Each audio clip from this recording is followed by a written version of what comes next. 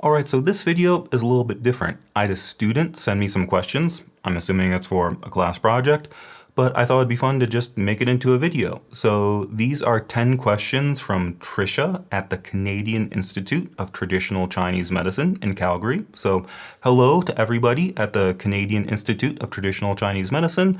Thank you for watching the videos. And let's go ahead and get into the questions. I'll put some time codes in the description below, and I'll see if I can make a doobly-doo pop up at the bottom of the screen so you can follow along.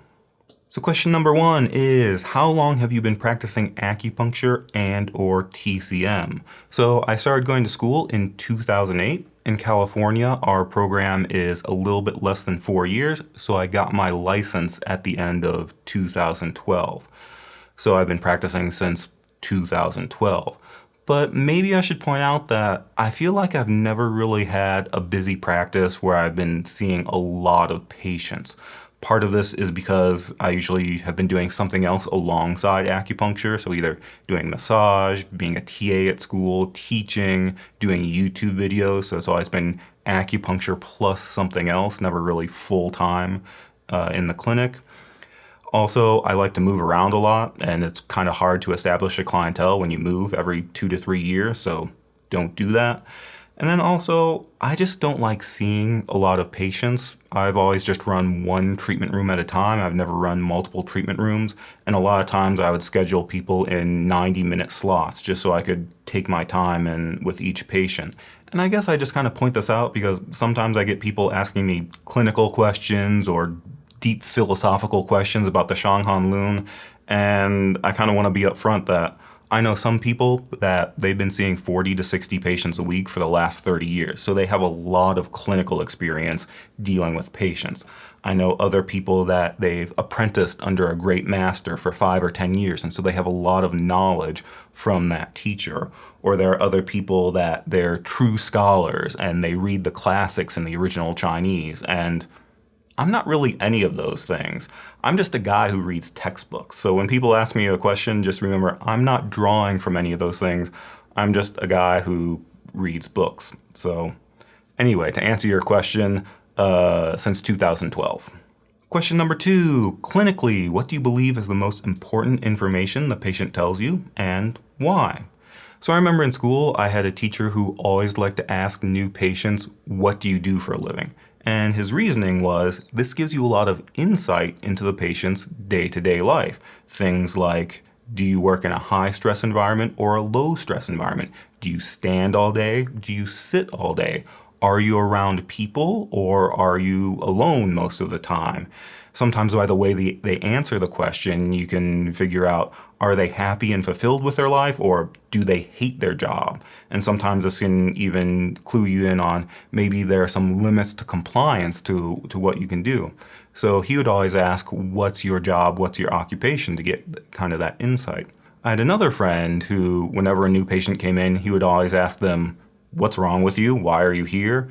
And how did you find us? Because he always wanted to know, was it a patient referral? Was it from the website? Was it from something else? So that's kind of more of a business related question though about building a practice. For me, I'm not sure I rely a whole lot on what the patient verbally tells me. Like a lot of my diagnosis is done through observation, not necessarily through asking questions. And I think that gets us on to number 3, which is, what method of observation / palpation / auscultation do you find most valuable to your diagnosis during patient intakes? And I would say a lot of my diagnostic information comes from observation. And I would say observation of the patient as a whole, looking at their constitution, the way they walk, their hair and their skin, the sound of their voice, their demeanor, just the way they answer questions, the way they come into the room, their general stature, just putting all those things together. And this is kind of weird to explain to people because it's not like one particular thing, but it's just like after a while you get people that it's just, this person looks like they have blood deficiency, or this person looks like they need gui pitong, and so they have that look about them. And then I'll start asking questions to go deeper or to confirm. So like, does your skin bruise easily? Is your hair strong or does it fall out? Are your nails brittle? Things like that, kind of going in a particular direction. Or there are some people that, a patient might walk in and they have a very sinewy body. They're loud and stompy. They're angry and shouting. They're like a general commanding the troops. And I'm just like, this person, I'm going to do something with their liver. And then I'm going to palpate, ask questions, take the pulse to figure out what exactly that is. Is it liver qi stagnation? Is it liver heat, liver yang rising? Is it liver qi stagnation causing heat? Is there some element of underlying liver yin deficiency that needs to be addressed? And so it's kind of just narrowing down that diagnosis by asking questions. And again, this isn't really like something mystical. It's not like I'm seeing the person's chi aura or something like that. It's just a lot of little details that get put together that kind of tell you some information about the diagnosis. And that's just something that kind of happens over time. So that's what I'd say is I actually just observe the patient as a whole to get that diagnostic information. Question number 4, what type of conditions do you see most often clinically? I don't really have a specialty, so I see a wide variety of complaints. I'd say, if anything, maybe it's when I was in Kentucky, I saw a lot of sports injury related things or just musculoskeletal conditions, low back pain, sciatica, knee pain, stuff like that. And I think that's, for one, I was probably the most bro-y person there, so I kind of attracted the CrossFit people. And also, I think I was the only one in that practice that did both acupuncture and massage. So if somebody came in with a musculoskeletal complaint, I would do needles and do some manual therapy. And people liked that and told their friends, so I tended to get a lot of musculoskeletal complaints. But I would say in general, I'd see a whole lot of things. Stress, anxiety, insomnia, digestive problems, headaches, migraines, women's health, men's health, post-stroke conditions, trigeminal neuralgia, kind of a wide variety of things. I would say that maybe the things I don't see are, I do not see children, just because I don't like children. I think there was one time in the student clinic where they tried to give me a child and I almost quit on the spot, but luckily I had a student that liked children and she took care of that treatment. So I just don't like children. And the other one is like pregnancy, fertility, pregnancy, and postpartum things. I tend to not see those things, mostly because I had a coworker that I would just refer those people to her because she had been pregnant. So I assumed that those patients would want to see a practitioner who had been through that process. Also, she had done a lot of networking in that area, so she knew all these doulas, midwives, lactation consultants. I didn't even know that lactation consultants were a thing. So she had all these other resources. So if people came in with pregnancy, fertility, or postpartum issues, I would usually send them to her. I mean, I have still seen some fertility things. I know I've gotten at least one woman pregnant using Sichuan Dabutong, but usually I would just shuffle those off to someone else. So, number 5, do you have a go-to formula that you favor in your clinic for the types of conditions that you treat? What is it and what do you like about it? Not really, because I see a wide variety of conditions, so I tend to use a wide variety of formulas. But I know other people have asked me this question. Like I had one guy who said he had a teacher who had 6 main formulas that he liked to use, and then he would just modify them depending on the patient. Or I had a friend in school that he would always give people Bujang Ichitong and then just modify it. And I would kind of make fun of him about that because he'd be like, oh, I'm giving this person Bujang Ichitong, but I'm modifying it for kidney yang deficiency. And I'm like, why are you putting Futsa in Bujang Ichitong? Why would you not just use a kidney yang formula? Just give them Genwu Tong or something. But anyway, I would say no. I use a lot of different formulas depending on the condition and depending on the pattern.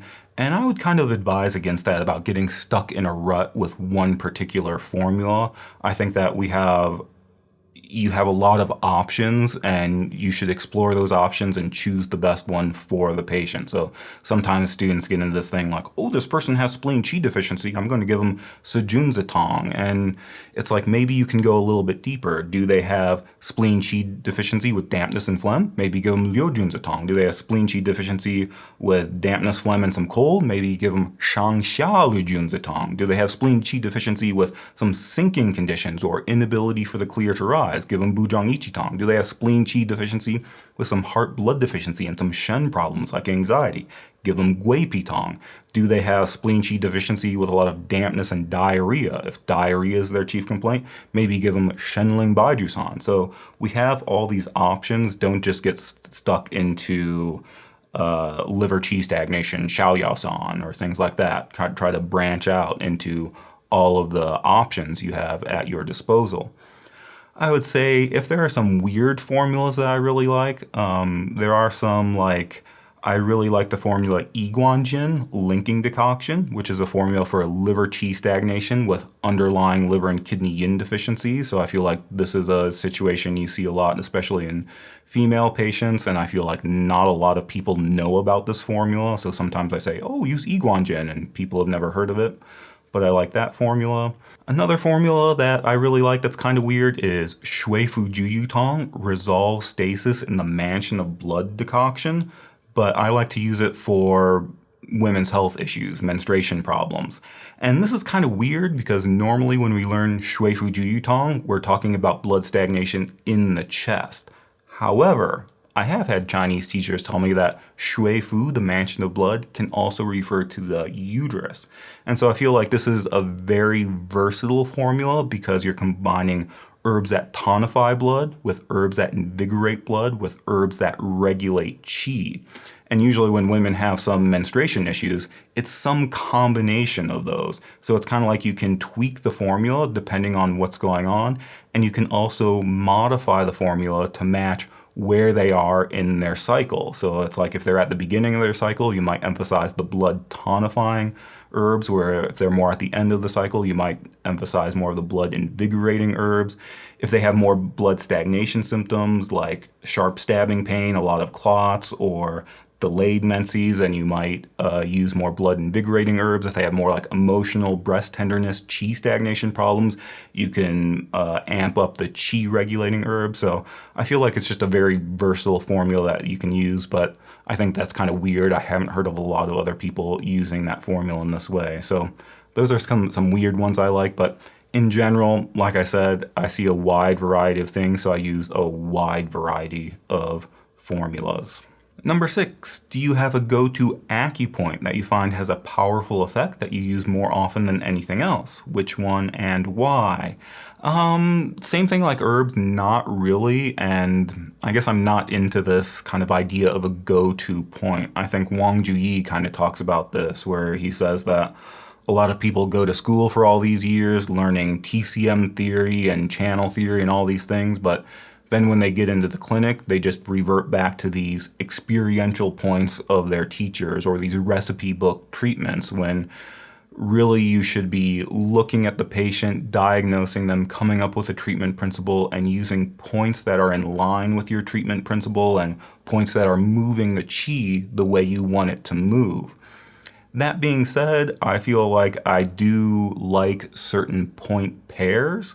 And I think that maybe my approach to acupuncture mirrors the approach to constructing an herbal formula, where you have like Dui-Yao pairs, or you have chief herbs and assistant and envoy herbs. I kind of do the same thing with acupuncture, where I tend to have a main point pair that I like to use, that are like the chief points for that prescription, and then I add on assistants and things like that to help out or treat the branch symptoms. So I do like some of those point pairs, things like Li10, stomach 36, pericardium 5, liver 5, pericardium 6 is one that I really like, especially for moving qi, and especially when there's an emotional problem, because little connecting points are good for emotional things. Lung 5, spleen 9, lung 5, kidney 7, things like that. I tend to use those pairs a lot, but again, it kind of depends on the patient. It's not just like I'm doing Miriam Lee's 10 points on every patient, so I don't do that kind of thing. Question number 7, what tricks, tools, or techniques did you find helpful while developing your clinical skills and practice? Well, I guess this depends, because if we're talking about just like needling technique or cupping or gua sha, I would say just practice. Practice on your friends, practice on students, practice in the clinic. And I would say that when you practice, make sure that you get feedback afterwards about how you did or how the patient felt. Because when you get out of school and you get out into real practice, if patients don't like your needling technique, they're not going to tell you. They're just going to not come back, and they're going to not come back, and you're not going to know why. So make sure you take the opportunity that when it's appropriate to ask for feedback, make sure that you do that so you can kind of refine your skills that way. If we're talking more about general practice and creating rapport with the patient, this is going to sound kind of weird, but I started going on a lot of dates. And this is weird, so let me explain. Basically, my background is in mathematics and engineering. And it turns out engineers are not good at talking to people. And so I had not very good people skills. And I knew that this was something I needed to work on. This was something that was going to hold me back. It's like when I was in undergrad, one of my roommates was a business major, and he was one of these people who's all about networking, and it's not what you know, it's who you know, and things like that. And I didn't like that. I disagreed with that. I was like, I'm going to be so good at what I do that people are going to want to hire me just because I'm so good, not because of my networking. And over time, I kind of realized that he was right and I was wrong, that networking and things like that does matter. And so I think the same thing happened when I started studying acupuncture. At first I was like, my acupuncture skills are going to be so good, I'm going to get such good results that people are just going to want to come in to see me because of the results I give. And after a while, I started to realize that that's not really the major part of it, that people don't necessarily come back because they get good results. People come back because you have a good patient-practitioner interaction, that you have a good relationship, that you establish good rapport. And I knew that this was something that I was lacking and that I needed to work on. And it just so happens that at the same time during school, I started going out on a lot of dates, and I feel like there's some overlap between going on a first date and seeing a new patient for the first time. Like when you go on a first date, it's like you're really nervous. You're like, do I look okay? You want to be charismatic. You want to be likable. You want to establish rapport and create a connection. You want the person to come back for a second date, and that's very similar to seeing a new patient, that you need to establish this connection, establish this relationship, and because you're going very quickly from hello, how are you today to tell me about your poop, tell me about your period. So you need to establish that rapport very quickly, and you want the person to come back for a second treatment. So I found there was kind of some overlap there, and so basically, I went on a lot of first dates, and I got really good at going on coffee dates and just talking to people, because that was not a skill that I had as a mathematician and engineer. So I got really good at that, and it kind of bled over into other areas of my life. So I guess maybe you don't necessarily have to do that, but maybe think about how you talk to people, how you present yourself, and how you can create these relationships with other people, and how that can help with your patient rapport. Sorry, my phone's ringing. Oh, it turns out it was just a spam call. Anyway, question number 8. What is the most important lifestyle advice you give to your patients? Why? This one is kind of difficult because there's a lot of lifestyle advice I would like to give to my patients, and then it just becomes a matter of realistically, are they going to actually do it? So I guess the lifestyle advice I usually give that has some compliance is when I see sports things or musculoskeletal things, I tend to tell people to do stretches. And this is something I can either demonstrate while they're in the clinic about this is how you stretch your piriformis, or I can tell them to go Google things or look up things on YouTube, and that's something they can do at home. So that seems to be okay. But this is kind of one of the things that really depressed me about clinical practice and seeing patients is I got to a certain point where I felt like 80% of my patients don't actually need acupuncture. Like if they would just make some simple lifestyle modifications around diet, exercise, and stretching, that would like eliminate their need for coming in to get treatment. And I don't necessarily mean like really big things. It's not like you have to go vegetarian or adopt a paleo diet. It's just like eat the correct amount. Don't eat junk food. And it's not like you need to join a CrossFit gym or join a yoga studio. It's just like do some exercise a couple times a week that involves both cardio and strength training, and then do some stretching. Again, just could be like 10 minutes a day of some simple stretching. And I feel like that would eliminate the need for treatment for the majority of my patients. It's just that nobody wants to do that. So I guess on the one hand, that's good because it's keeping me in business. But on the other hand, it's when you want your patients to get better, it's kind of a little bit demotivating. So giving lifestyle advice is very difficult. Sometimes they're just like, oh, you should recommend Qigong to your patients. Like, how many patients are actually going to go home and do Qigong? Or sometimes you recommend all these dietary changes, and you have to be very strategic about how you make these recommendations. Like in one of the podcasts, we talked with Warren about it's easier to add things to a person's diet rather than take them away. So it's easier to say, eat more greens a couple times a week versus stop eating peanut M&Ms. So it's kind of, you have to be a little bit strategic about that. But in terms of the stuff that works best, I'd say stretches are something that people do. Maybe just because of the patients that I work with at the gym bros were able to comply with that. Number 9, for someone starting out in this career, if you could give one piece of advice to a new intern about developing their clinical skill, what would it be? Maybe this kind of depends. I feel like when people are first starting out in school, my main piece of advice is don't panic, be patient. If you feel overwhelmed, that's normal. It will get better. Just stick with it. And so a lot of people, when they first start out, they're very overwhelmed. So I have to say, don't worry. In a couple years, it will start to make sense.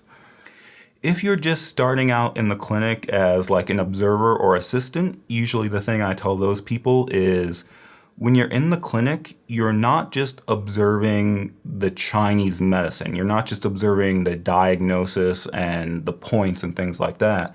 Make sure you're also observing how the intern interacts with the patient.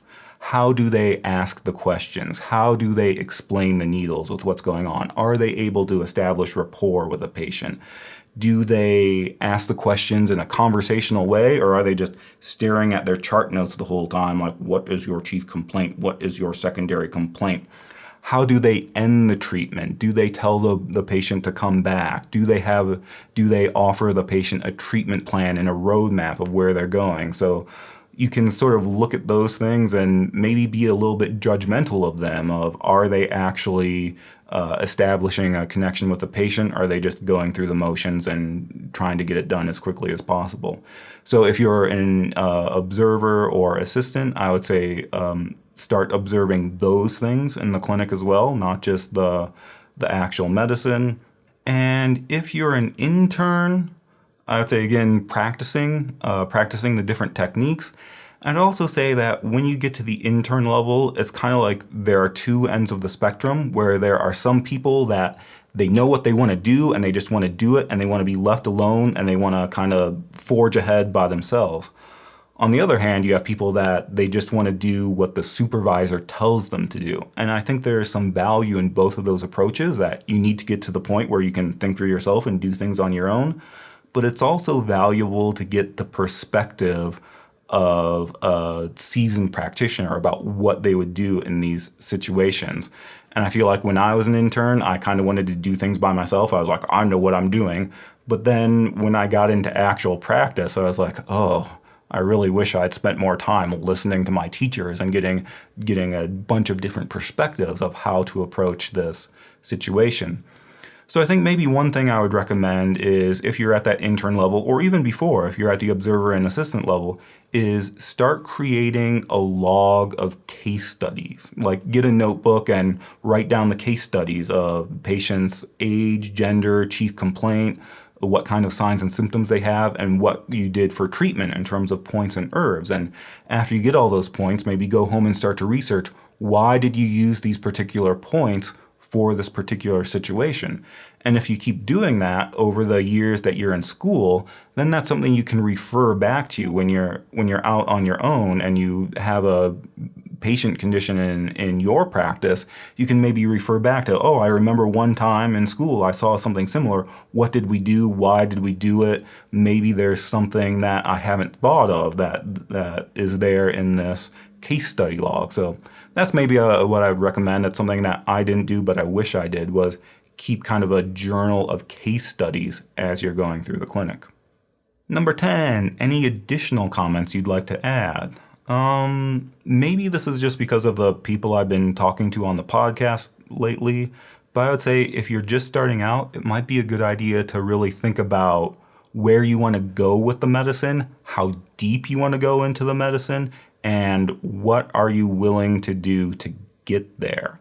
Because there are a lot of different places you can go with this. Like I know one person that he was an MMA coach and he just wanted to learn enough acupuncture to treat his athletes. So he wasn't interested in herbs. He wasn't really interested in TCM theory. He just wanted to needle trigger points of muscles so that when his athletes got injured, he could help them. And that's okay. He's helping people and he's really improving the quality of their lives. There are other people that are really into community acupuncture, where again, they might not be scholars, they might not know a lot about herbs, but their goal is to make acupuncture as accessible to as many people as possible. And again, they're helping people and improving the quality of their lives. But then I know other people that it's more like, they meditate for 3 hours a day and then they do Qigong and Tai Chi, that they viewed going to school and getting their license as the first step. That was the beginning where they knew they weren't going to injure anybody. But after that, they went on and did an apprenticeship for 10 years and they did all these other studies and other certifications and became Taoist priests. And now they're kind of the people that they can pull the Qi from heaven and earth and combine it in man and put it into the person. And they can do all this really weird and cool shit. But that takes a lot of work. That takes a lifetime of dedication of meditating, doing Qigong, and really going deep into this medicine. And I can understand that not everybody wants to do that. Some people want to have a family, have a life, and play video games. There are other people, like I remember talking to Lindsay on the podcast, and she said when people asked her, why do you want to do acupuncture? She was like, I want to make a shit ton of money. And that's true. You can make a shit ton of money doing acupuncture. But you have to realize that in order to do that, you have to treat acupuncture like a business. And not everybody is willing to treat acupuncture like a business.